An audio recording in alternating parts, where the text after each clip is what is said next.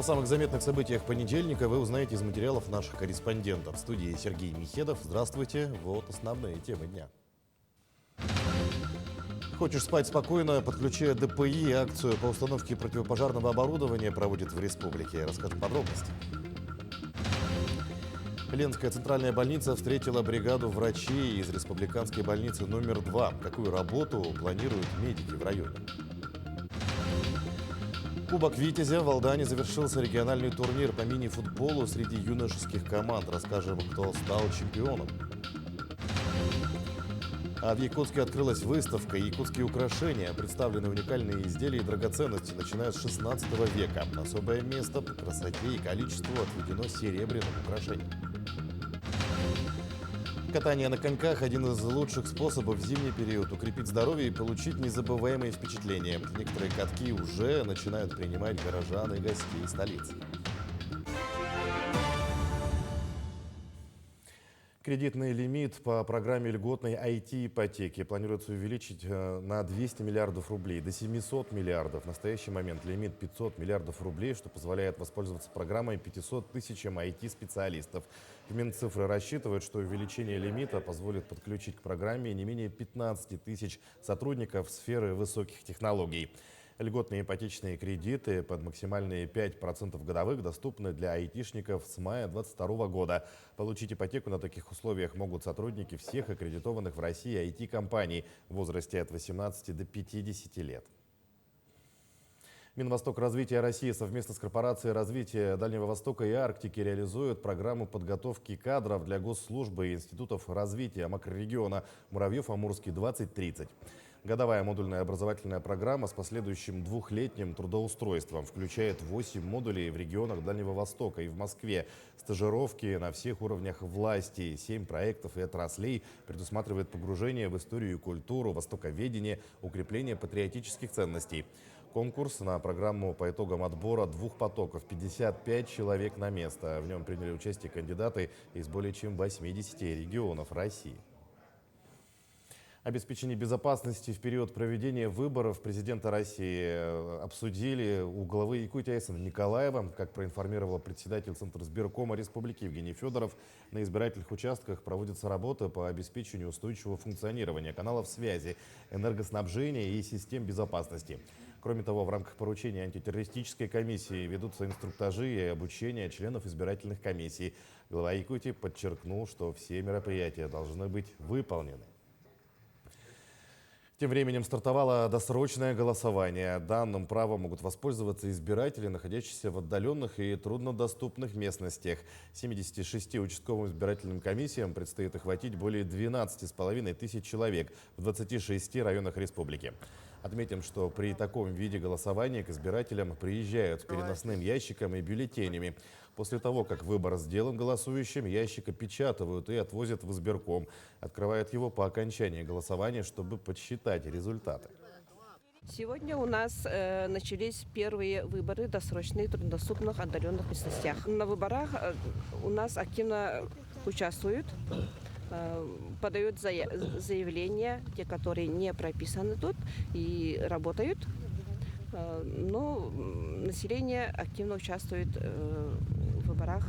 Сейчас и настрой тоже хороший. На пенсии за выслугу лет мобилизованным контрактникам, служившим в силовых структурах, будет выделено 4 миллиарда рублей. Такое распоряжение подписано в правительстве. Ранее президент Владимир Путин поручил возобновить такую поддержку для военнослужащих, которые до мобилизации или заключения контракта были пенсионерами различных силовых структур. Напомним, раньше при возвращении человека на службу начисление ему пенсии приостанавливалось, и он получал только денежное довольствие. Однако указ, подписанный президентом, меняет ситуацию и сохраняет за такими гражданами право на пенсионное обеспечение. Между тем, в Якутии продолжается поддержка участников специальной военной операции и членов их семей. Начиная с 2022 года медпомощь получают 1400 бойцов и столько же их родственников. Кроме этого, оказывают психолого-психиатрическую помощь. На данный момент ее получили более 300 бойцов. На санаторно-курортное лечение направлены более 90 военнослужащих. В зоне проведения спецоперации работают мобильные медбригады, в которые входят хирурги, травматологи, психологи и психотерапевты. По По указу нашего главы республики Айсена Сергеевича Николаева организовано направление медицинских работников гражданской сферы здравоохранения на территорию военных госпиталей для оказания помощи нашим соотечественникам, которые находятся на лечении в военных госпиталях. Таким образом, до марта текущего года планируется выезд также многокомплексной медицинской бригады. Ну а Ленская центральная больница встретила бригаду врачей из республиканской больницы номер 2. Медики в течение 10 дней будут вести прием ленчан, а также проводить операции. Подробности работы медиков у Светланы Балеевой. Всю эту неделю до 6 марта бригада медиков работает в Ленске. Прием будет вести ряд специалистов. Отоларинголог, невролог, колопроктолог, эндоскопист, травматолог, ортопед, анестезиолог и хирург. Заранее были отобраны пациенты, у которых есть показания к проведению оперативного лечения. Врачи столицы проведут операции по замене тазобедренного сустава, удалению желчного пузыря и септопластики.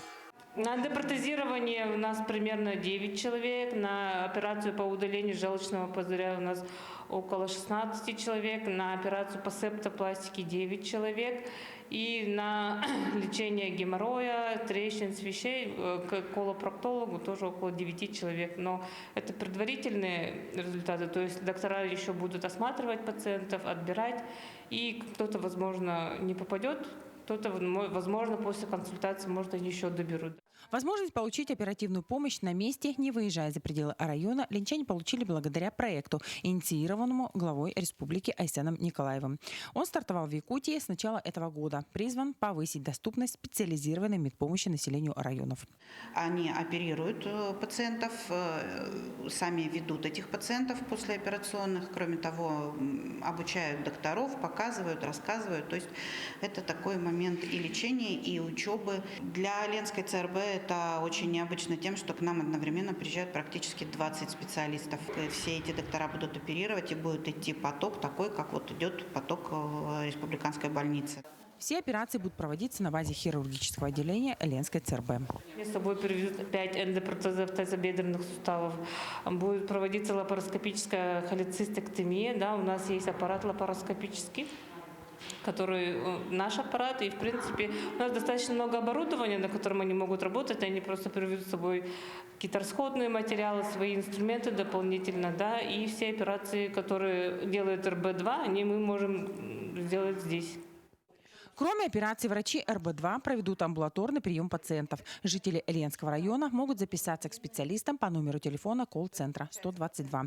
Также планируется выезд невролога в отдаленные поселки Витим и Пеледуй. С 26 февраля по 6 марта в Ленске будут работать врачи-сурдологи, но к ним, к сожалению, запись уже закрыта. Светлана Балеева, Виталий Андреев, Ленск. Пуск ракеты-носителя «Союз» космодрома «Восточный» планируют 29 февраля. Районами падения отделяющихся частей космических объектов определены территории Алданского и Вилюйского районов, а также Алекминского и Верхневилюйского. Жителям указанных районов рекомендуют воздержаться от посещения лесных массивов. Убедительная просьба не покидать территории населенных пунктов и быть бдительными. При возникновении ситуации, угрожающих жизни и здоровью, рекомендуют звонить по номеру 112.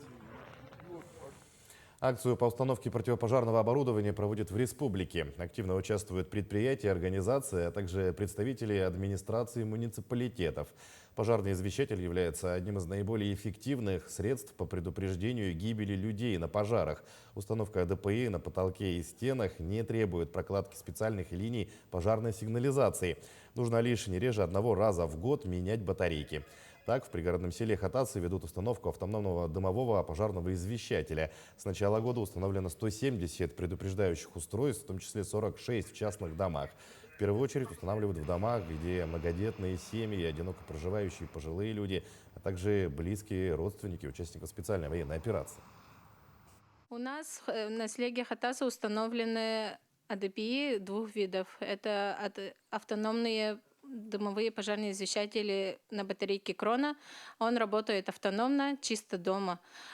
Предупреждает хозяев, например, ночью. Если почувствует дым, что идет уже сигнал. А дымовой пожарный извещатель с симкой, у нас ADPI GSM тоже установлено. Мы проверяем их каждый год. Другим темам Кабмин увеличил квоты приема на целевое обучение в вузах в отношении половины из 900 направлений. Это следует из распоряжения, подписанного правительством. Кроме того, регионы заявили о потребности в целевых квотах по 22 новым направлениям. Среди них фундаментальная и прикладная биология, наноинженерия и наноматериалы. Большинство бюджетных мест по медицинским специальностям в вузах останутся целевыми. Это обеспечит больницы и поликлиники новыми кадрами, а выпускникам даст гарантии трудоустройства, рассчитывают в кабинете министров. Но сегодня юбилей. 80 лет отмечает народный писатель Якутии Семен Андреевич Попов, Тумат. В Национальной библиотеке на торжественном мероприятии почтили юбиляра. Автор начал свою творческую деятельность с 1965 года. Первым его сборником стала книга «В долине, где пасутся табуны». Сейчас он является автором более 30 книг, также редактором более 70 книг якутских писателей. Последние годы усиленно занимается переводами классиков мировой литературы и философии. Также стал обладателем госпремии имени Платона Аюнского. Почетный гражданин Чурапчинского и Булунского районов. Сегодня писатели приехали поздравить его земляки, коллеги и друзья. 80 лет – это достаточно солидный возраст, когда человек может подвести итоги своей творческой работы и вообще, в общем-то, человеческой своей жизни. Семену Андреевичу есть о чем рассказать и какие итоги подвести. Он когда-то начинал свой путь в литературу как поэт, продолжил свою эту работу во всех жанрах. Он и прозаик, он и критик, он и составитель книг, он и переводчик. Это человек, который умеет работать. Также в Якутске открылась выставка «Якутские украшения». Представлены уникальные изделия и драгоценности, начиная с 16 века. Особое место по красоте и количеству принадлежит серебряным украшениям. Ювелирные шедевры увидел мой коллега Тимур Колмогоров. Фонд Якутского музея имени Ярославского представил на выставке богатую коллекцию женских и мужских украшений. Коллекция ювелирного раздела музея включает в себя полный традиционный перечень изделий, куда входят украшения, элементы праздничного убранства верхового коня, посуда и личные вещи.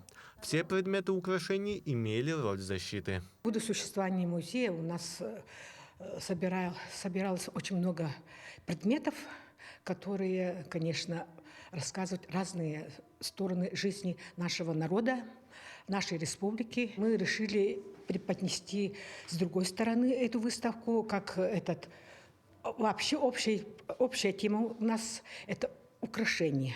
Не только там из серебра, но и из разных материалов. Часть предметов состоит из найденных во время археологических раскопок погребений 16-18 веков. Это комплекты женского съемного праздничного наряда, кольца, серьги, браслеты, традиционные мужские пояса, нагрудные кресты, снежные очки и другое. Особое место на выставке было отведено конскому убранству. Хотели тут показать весь этот период с начала 16-17 веков и как все это развивалось вплоть до 21 века. Здесь мы можем увидеть реконструкцию седла, которая была изготовлена студентами Якутского художественного училища из погребения Аласове, которое было найдено в 2004 году нашим заведующим Василием Васильевичем Поповым. Каждый посетитель сможет погрузиться в культуру, быт и историю республики. Выставка уникальных якутских украшений будет работать до 10 марта. Тимур Колмогоров, Георгий Григорьев, Якутск. Кроме того, музей имени Ярославского проводит республиканский конкурс рисунков «Моя Якутия». Мероприятие проводится среди учащихся школ по 2 возрастным группам с 1 по 4 и с 5 по 8 классы.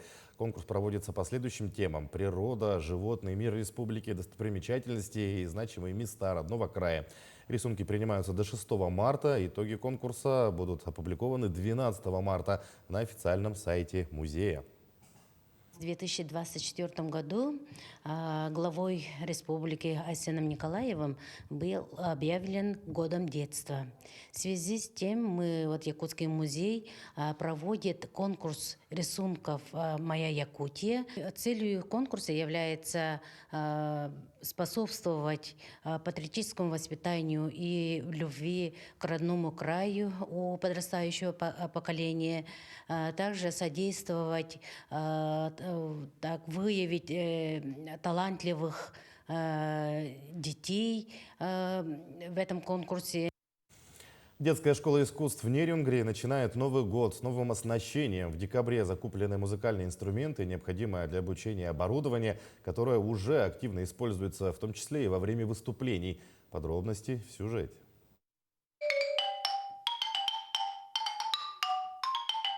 На ксилофоне прекрасно звучат многие шедевры великих композиторов, написанные для скрипки, флейты, фортепиано. А это один из древнейших музыкальных инструментов литавра. В оркестре он придает звучанию яркость и создает особый звуковой эффект. Все это появилось в детской школе искусств совсем недавно, благодаря реализации соглашения между правительством республики и компанией «Эльга Уголь». Значимое для нас вливание, и детвора у нас очень довольна, и, в общем-то, коллеги, преподаватели, они в восторге от того, что мы смогли так пополнить нашу материально-техническую базу. На выделенные средства также были закуплены интерактивные колонки, микрофоны, саксофоны, красивый подиум для дирижера оркестра, интерактивные доски для поселковых филиалов школы. «Эльга Уголь» является социально ориентированной компанией, которая не только добывает уголь и разрабатывает месторождения, но и участвует в реализации социально значимых проектов Нерюнгринского района, республики. Возможно, кто-то из ребят в будущем станет музыкантами мирового значения, мирового уровня. И мы будем гордиться, что начиналось-то все здесь, в детской школе искусств, при поддержке компании «Эльга Уголь». Новые инструменты по достоинству оценили преподаватели и воспитанники школы.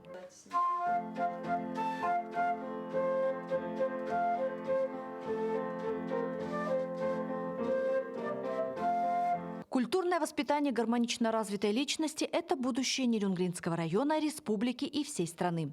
Благодаря поддержке социально значимых инициатив наши дети с уверенностью смотрят в будущее и смело покоряют новые вершины. Ирина Жданова, Захар Головин, Нерюнгри. Идем далее. Завершился финал второго республиканского интерактивного песенного конкурса вокалистов «Вот это да!». После насыщенных отборочных туров в городах республики в финал музыкального конкурса прошли 10 участников. Тему продолжит Марферина Алексеева.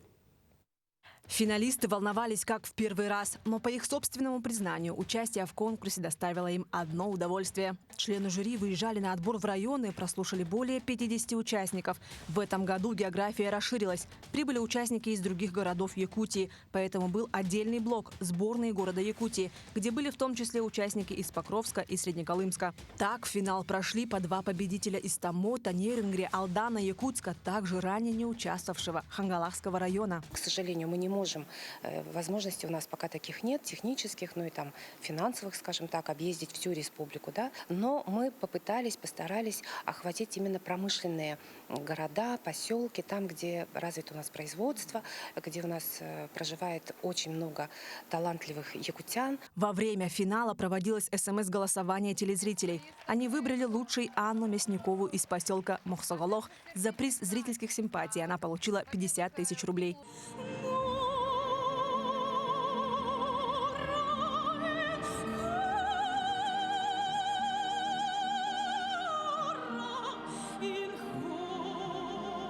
По оценке жюри победу одержала Саяна Неустроева из Якутска. Она получила главный приз – 100 тысяч рублей от генерального спонсора проекта акционерного общества «Полиметалл».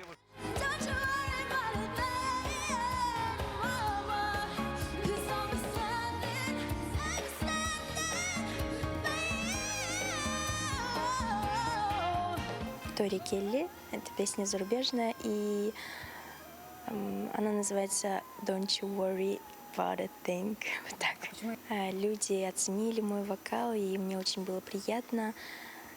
Вот. А после прохода в финал я уже начала более тщательно готовиться. Проект «Вот это да» мне дал большую возможность проявить себя, показать свои способности, так скажем. и дает большой опыт выступления на таких конкурсах. В интерактивном голосовании только на финале проголосовало около 3000 телезрителей. В целом, за время проведения второго сезона в голосовании приняли участие более 7000 телезрителей. Напомним, в первом сезоне приняли участие жители из Мирного, Ленска, Алекминска, Нерюнгри, Алдана и Якутска. Победу же одержал тогда участник родом из Бурятии Сультим Дашипылов. Марферина Алексеева, Иван Саркаумов, Якутск. Теперь о спорте. Катание на коньках – один из самых лучших способов в зимний период укрепить здоровье и получить незабываемые впечатления. Некоторые катки в Якутии уже начинают принимать горожан и гостей столицы, в том числе просторный каток на озере Талая, который расположен рядом с Синема-центром. Место для катания оценила Даяна Федорова. Небольшой, но очень уютный и бесплатный каток на Талом озере открыл свои двери для посетителей. Для удобства любителей покататься на коньках функционирует пункт проката и заточки.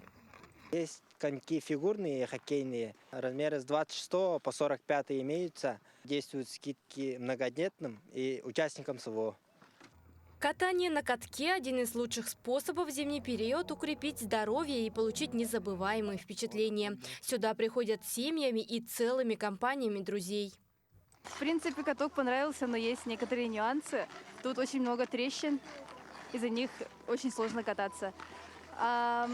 Насчет проката, я не думала, что тут будут просить паспорт, если нужно показывать удостоверение о многодетности. Поэтому было немножко сложно. И, в принципе, нормально. Мы вот с другом пришли покататься на каток. Узнали то, что открылся. И вот пришли обкатывать. Лед пока что такой себе. Думаем, со временем нормально станет. Наша съемочная группа решила узнать, какой самый хороший каток, на их взгляд, действует в столице республики. В Бокоровске Монастырское озеро самый лучший каток. Он на элеватор. На мой взгляд, самый лучший это на озере Сосяр каток. Тем не менее, ежегодно каток на озере Талая собирает все больше любителей покататься на коньках. Территория катка полностью оборудована скамейками и фонарями, ну а во время катания включено музыкальное сопровождение. Даяна Федорова, Семен Семенов, Якутск. Сборная Якутии завершила выступление на первых зимних международных спортивных играх «Дети Приморья». Команда заняла 6-е место в неофициальном зачете среди 48 сборных, завоевав 3 золотые, по 1 серебряной и бронзовой медали. Игры проходили во Владивостоке. Из зарубежных стран приехали спортсмены из Китая, Узбекистана, КНДР, Беларуси, а также регионов России. Так, золотыми наградами отличились и лыжники Якутии. В смешанной эстафете в составе команды выступили Никита Корякин, Илья Федоров, Виктория Хромова и Дарья Блинова. Ну а в Алдане завершился региональный турнир по мини-футболу среди юношеских команд за Кубок Витязя. На ежегодный праздник футбола собираются команды из Якутии и городов Дальнего Востока. За баталиями на паркете наблюдал Руслан Павлов. На этот раз третий турнир по мини-футболу на Кубок Витязя собрал на алданской земле 10 команд и проходил в статусе дальневосточного межрегионального. Открылся он в День защитника Отечества, что придало торжественность и значимость моменту, а у команд появился стимул своими победами поддержать участников СВО.